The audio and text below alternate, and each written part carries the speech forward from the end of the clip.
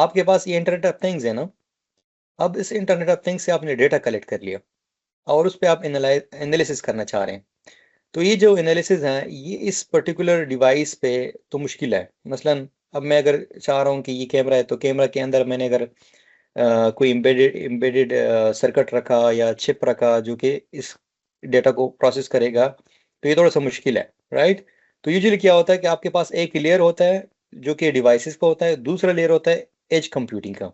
अब ये जो डेटा इधर कलेक्ट हो रहा है तो अब एज पे उस पे एनालिसिस हो रहे हैं और वो फिर उसके बेसिस पे डिसीजन हो रहे हैं और वो डिसीजन आप इधर डिप्लाई करते हैं थ्रू एक्चुएटर।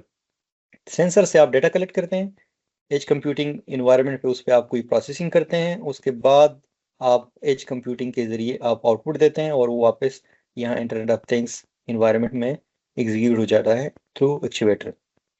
ये जो सेकंड लेयर है ये हमें इसलिए चाहिए होता है कि हम इस डेटा से कुछ मीनिंगफुल निकालें। मसलन आपके पास ये वॉशिंग मशीन है, तो अब अगर वॉशिंग मशीन में आप डिवाइस या मिनी सीपीयू आप एम्बेड करते हैं या मिनी कंप्यूटर आप इसमें एम्बेड करते हैं तो ये बहुत कॉस्टली हो जाएगा डिवाइस, राइट।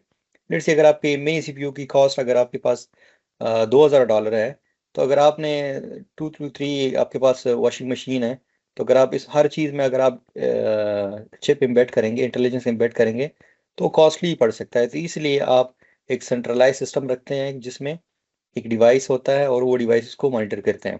तो मेनली ये एक मोडेम हो सकता है जिस मोडेम में आपने ये इंटेलिजेंस या जो आपके एनालिसिस है, प्रोसेसिंग है, ये एम्बेड की होती है।